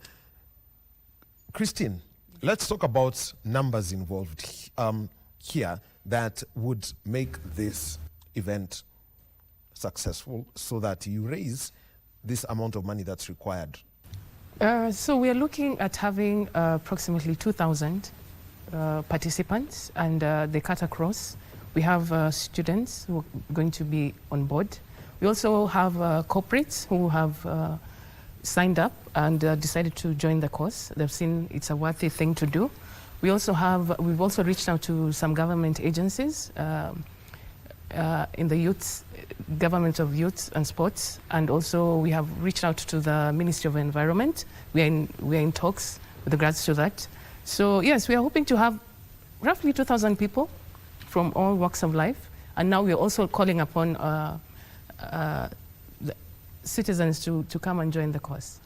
What are the numbers you're looking at outside of the participants? Mm-hmm. And meeting number one, the organizational cost. I organizing a race for 2,000 people is not easy money. And number two, everyone will say, so it's a half marathon, prizes that may be involved. Okay, so with regards to the costs, it's quite a lot. You know, hosting that number of people is a budget that is in the millions. Yeah, but of course now with the support that we are also getting from the corporates and all that, it's a bit manageable. So now to purchase a ticket, you can purchase a ticket for Daystarians. For the students, it is 1,500 Kenya shillings. And for non-Daystarians, it is Kenya shillings 2,000. So that for that, you can get a T-shirt and you also get a medal. Well, that winning prize money? Or this is fully for charity? Because this is for charity, but of course we are going to consider that, you know, and we are, you know, we've incorporated, there'll be tree planting. You know, you'll take part in planting a tree when you win. And let's talk about this, because you're also bringing in the environmental factor here. Yes. That's an area that is where you start seeing it's really dry. It's on the leeward side, can be dusty, or if it rains, the rivers there flood proper. So what's the work being done to make sure that you've got enough green spaces there? I presume that's at the river campus? Yes, at the river campus. Okay, so the river is a very dry place, but I don't know how you left it. But right now I can assure you if you go to that place, it's green, and we'll make it more green. As far as we're here and as far as we continue being Daystarians, we'll make it as green as possible. Actually, it's very different from the outskirts, but the campus itself, it's green. But we have spaces in there that we need to plant trees, as many trees as we can, to make it a very good environment for students to study. Yeah. And looking at the area, and you know that you want to have a half kilometer events, a half marathon events. So just give us the whole scope and the areas that you want, to be involved in. Okay, so it's a half marathon. That's 21 kilometers, but of course we have other portions. We have 10 kilometers and a 5 kilometers fun run. So because of visibility and because it's the first and inaugural event, we want to do it in the city. So it will start from Daystar Nairobi campus to Uhuru Park. So we'll make some circuits in Upper Hill. And the distances and the locations are well outlined in our maps. And so that's the whole scope of how it's going to be on ground. And that is the 7th of March. 7th of March. Yes. First Saturday. First Saturday. Yeah, first Saturday of the month. March. Yeah. Yeah. Well, quite an interesting date. Just looking at it, because I know there's lots of events that will be happening around there. Yeah. And what kind of cooperation, Christine, have you received from the authorities in Nairobi? Because closing out roads, I have witnessed this, so that you have this event, then at times turns out to be, a little bit of chaos, so that everyone's aware of what's going on. Oh, yes. So with regards to logistics, of course, we have reached out to the Nairobi City County in terms of the venue. And now security and coordinating the whole event, given the level of people who will be there, and also now just to ensure the safety of everyone, we have reached out to the Kenya Police. So we are in communication and in talks to ensure that the event is a success and it is carried out in a proper manner. Yes. Athletics Kenya's involvement, because getting a distance right for a half marathon, that is, you have directly the right people to talk to is Athletics Kenya. Yes. Yes.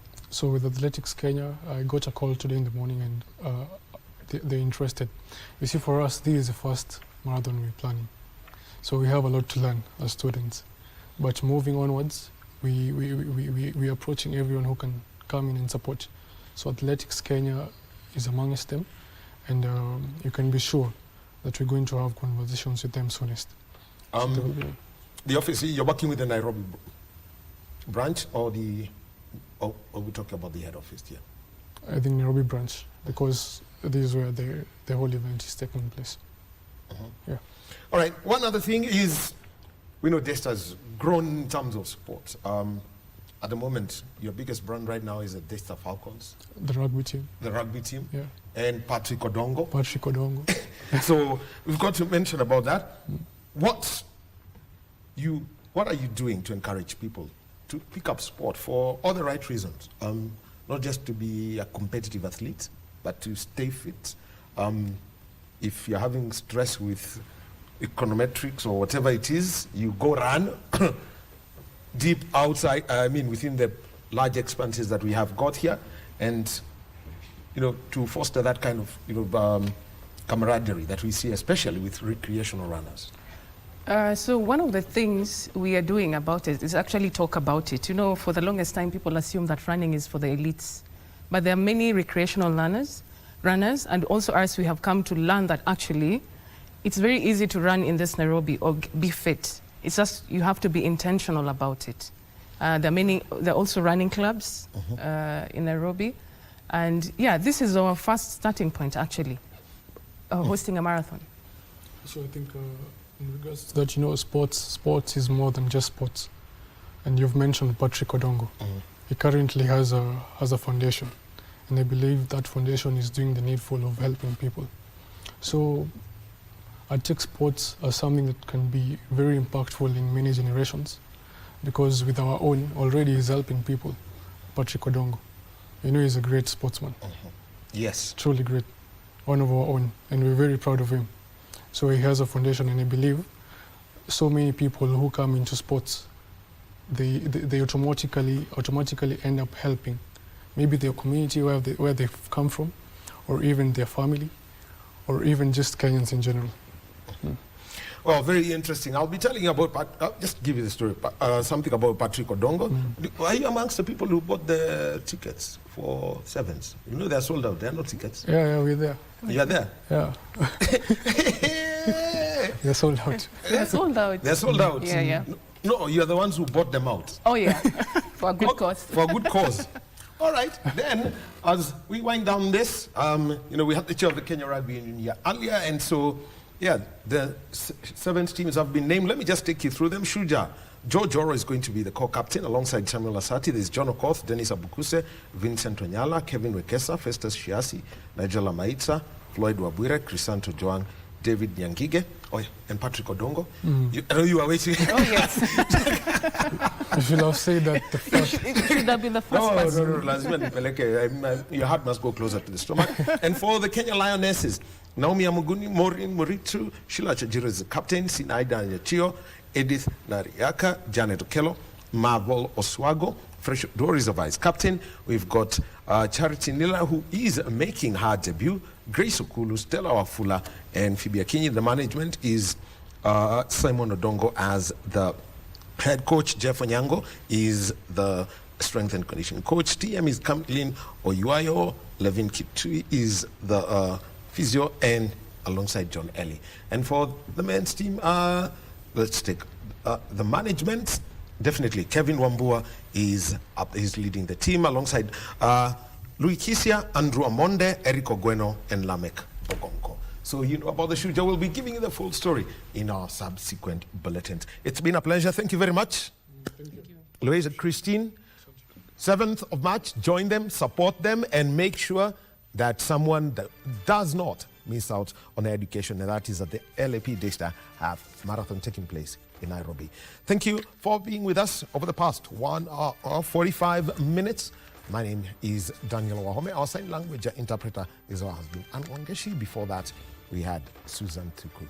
We take a break with the Ace, and when we are back, Meta is going to be here with Kurunzi, Mashinani, and Tamrini.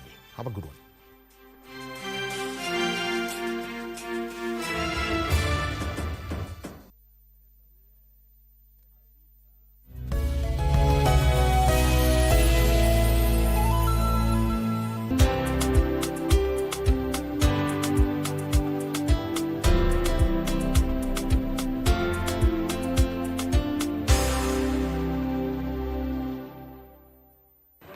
Are you ready for the next big thing in tech?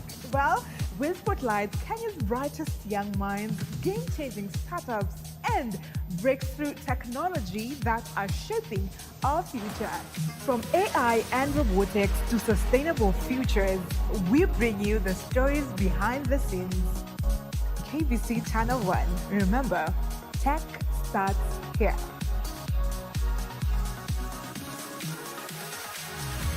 In a world where news is ever changing, staying informed is more important than ever. Join us.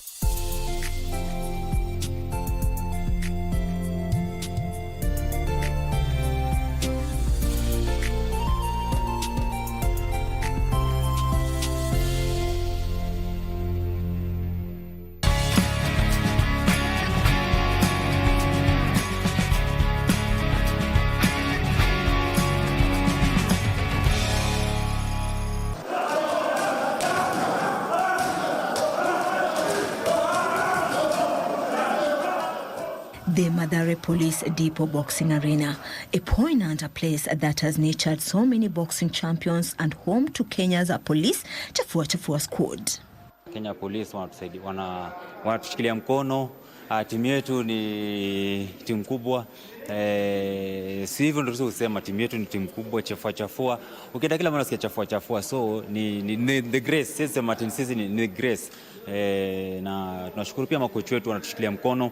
Makocha wetu ni wazazi wetu. Hiyo ni kitu moja yenye sisi tufurahia kati kwa hapa pamoja. Boniface Mugunde, their light middleweight champion, who has continued to put them on the world map with his ventures and achievements. Boniface ni boxer, Boniface ni polisi,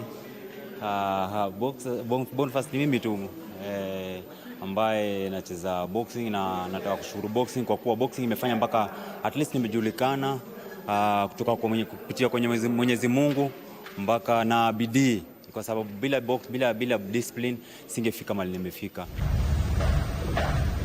But that's not where he started his sporting career. He could have featured for Kenya Police FC, but destiny had its own idea of directing one's course in life. Nilianza tu mchezo, nilikuwa nacheza mpira ambaye nilikuwa napata kila saa niko bench. Sasa unapata nikakuja nikasema ngoja nijaribu kitu mpya. Nikaingia tu kwa hall nikajaribu boxing. Kwanza tu boxing pole, mchezo wangu wa kwanza nilishinda. Ndio boxing ikaingia kwa damu yangu at least. Nikaanza kucheza. Siku ya kwanza mzazi wangu alikuwa anakataa nicheze, lakini akakuja akaanza kunishikilia mkono. Nataka kumshukuru pia. Nataka kushukuru familia yangu kwa kuniombea, na kutoka maombi yao ndio nimefanya nikafika mahali nimefika sasa. And a pugilist, the midfielder was destined to be where he found his footing, but it wasn't all that rosy. Mara ya kwanza obvious kuna hiyo tension yenye inakuanga, lakini sikuwa na hiyo tension vile kwa sababu nilikuwa na ile moral ya kuwakilisha Kenya. Kwa mchezo wangu wa kwanza ambao ilikuwa 2019, which ilikuwa All African Games, ilikuwa huko Morocco, na niliweza kuleta bronze.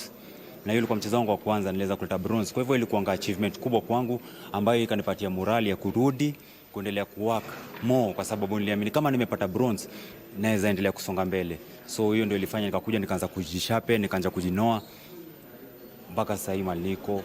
He found his balance to ring rings around his opponents and make it to the medal brackets with his Congo-Brazzaville Africa Boxing Championship performance all outstanding to secure Kenya's first gold medal in 7 years in an emotional bout that whirled his eyes.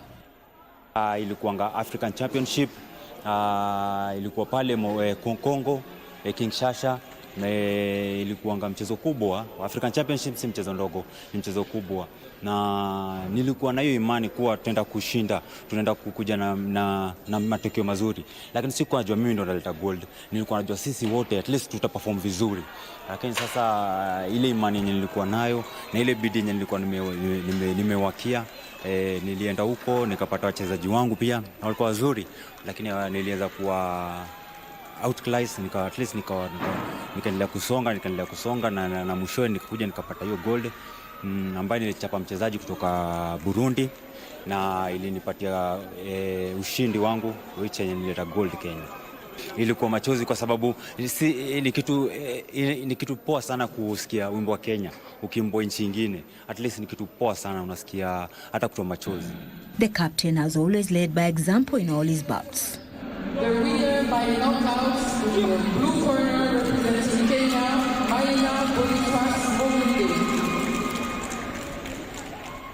Zone 3 nimecheza zone 3 yenye hiyo ambayo inakuja Kenya. Kuna yenye nilicheza, tulikuwa pale Congo, niweza kuchukua bronze, nikuja nikachukua silver. So natarajia gold. Hiyo ndio maombi yangu, natarajia gold kwa sababu nimechukua bronze, nikachukua silver ya pili. Sasa ni gold ndio tunawakia kwa sababu hakuna kitu haiwezekani. Hakuna kitu haiwezekani. Hiyo ndio Kenya mimi naamini. Hakuna Kenya haiwezekani, na nikaendelea kucheza ambayo tulienda qualifiers. Sikuweza kuqualify but at least nilisonga mbele. Hiyo ni achievement kubwa sana. Unajua huko utapata wachezaji wazuri, wale wachezaji wazuri wote. So at least ukipata unaendelea kusonga mbele, jua at least you are doing something. Boniface Mugunde is still confident that he'll find his way to the World Championship podium one day among others. Lengo langu kwa boxing kama next year kuna mchezo kubwa, kuna Commonwealth Games which sijai kuwakilisha Commonwealth. Si kuwakilisha, na maombi yangu ni kuwakilisha Commonwealth, na si kuwakilisha tu peke yake, ni kuenda na kusimama kwa podium. Hiyo ndio maombi yangu kubwa sana, na naamini hakuna kitu haiwezekani, kila kitu inawezekana. Kusimama kwa podium, at least nikisikia hiyo wimbo wa Kenya kiimbwa, hakuna kitu haiwezekani, mimi naamini inawezekana. Hiyo ndio lengo langu. Alafu kuna World Championship pia, nina imani kuwa World Championship kwa si ati ni mchezo ngumu, si ati ni mchezo ati tunapata na watu wakali kutushinda, hapana. Ni wale tu mazoezi tunafanya ndio wanafanya. Makocha wenyewe wako nao ndio makocha the same tu, lakini ni ile tu imani yenye unaweza kuwa nayo, na hiyo kujituma yenye hiyo kujituma tu nitakupatia, itakusaidia uendelee, at least upate hata medal. World Championship pia na imani kuwa naweza kuja kuleta medali, hakuna kitu haiwezekani. Na ile kubwa zaidi ni at least kuwakilisha taifa letu kwa Olympics. Last year hatukuweza kuwakilisha timu ya boxing, hatukuweza kuwakilisha, ilikuwa kitu kingine uchungu sana. Hatukuweza kuwakilisha sisi kama team, which ni kitu yenye ifanyika. Lakini last year hatukuweza kuwakilisha, ilituuma, lakini tuna imani kuwa this round tutawakilisha. Hakuna kitu haiwezekani. Hiyo ni kitu yenye mimi husema, hakuna kitu haiwezekani, tunawakilisha kwa sababu naona mazoezi yenye tunafanyishwa na makocha wetu, kila kitu ambacho tunapewa na makocha wetu ni at least kitu yenye itatusaidia, kitu yenye itatupush, inatusaidia. Si ati ni kitu yenye inatuumiza manini, hapana, ni kitu yenye inatusaidia sisi. Na hiyo bidii ya kila mtu ambaye matimu yangu, na nashukuru kila mtu, tuko na bidii, tuko na umoja, tunasikizana. Hiyo ni kitu yenye pia inasaidia at least kila mtu. Unajua kuna ile yenye unapata mko wengi lakini hamsikizani. Hiyo ni kitu kingine mbaya. Hata mwezi kuwa na umoja, lakini nashukuru kwa kuwa tuko na umoja, tuko wengi. Sisi wote ni kama ndugu na dada. Sisi wote tunataka kila mtu kwenda mahali, kila mtu kuleta medali, kila mtu kurepresent our nation na kupatia nchi yetu sifa kubwa. So hiyo ni kitu nzuri sana, na timu yangu naishukuru pia. And that's how dedicated the police constable is, for he knows too well how many battles is won on the ring, including healthy ones. Wachezaji unapata kama mfano sasa tuseme kama World Championship, unapata Waarabu ni watu wenye wanatumia skills mingi.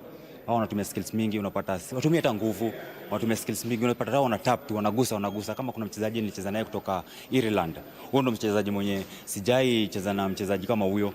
Achapi na nguvu, anagusa tu, lakini uwezi mpata.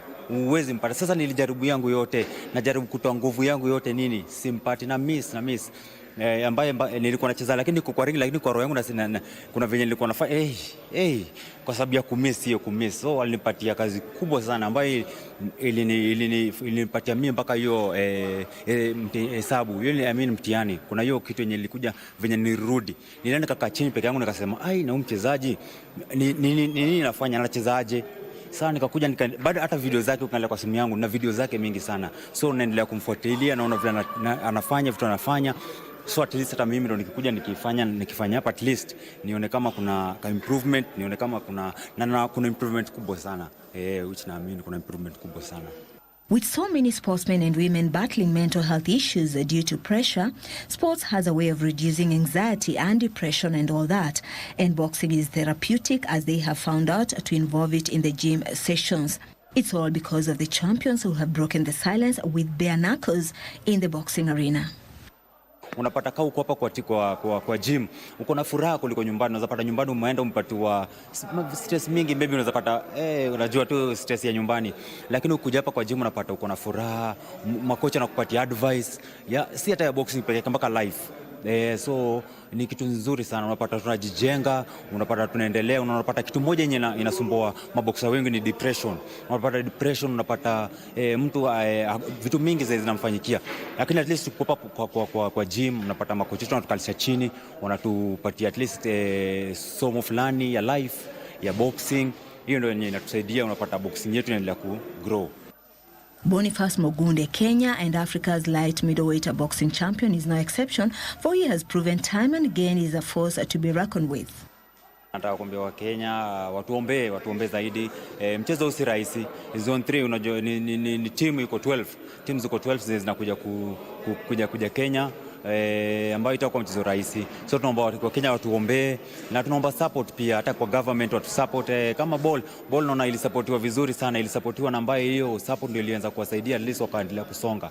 At least pia president tunaweza muomba pia at least atushike mkono pia, akuja tusaidia tu support at least mtu ile morale yake itatusaidia at least tupata tunasonga, tunaendelea ku perform vizuri. Kwa hivyo support ndio kitu yenye tunaomba sana support. He's all ready again to put his country on the map in the upcoming Africa Zone 3 Championship, and as captain, he will lead by example. Kwanza nataka kumshukuru Mungu kwa umbali huu ametuleta mpaka wakati huu. Matayarisho ya kupoa, kikosi kikubwa kama umekiona. Tunataka kushukuru president wetu, President Jamal, kwa ile kutushikilia mkono. Angalia kikosi ambao vile ametuleta, tuko wengi ambaye tunatusaidiana sisi wenzetu tunawasaidiana, na tunataka kushukuru pia makocha kwa kuwa pia wametushika mkono, wanatupatia kila kitu ambaye yenye itatupatia ushindi kwa mchezo wetu ambao uko mbele yetu, na mchezo huu ni kubwa sana kwetu. Zone 3 ambayo imekuja Kenya siku ya kwanza kupitia Jamal, president wetu. Tunataka kumshukuru sana kwa kuleta mchezo huku Kenya, na tunataka kumwahidi kuwa hatutamwangusha, kuwa ushindi tunataka ubaki huku kwetu.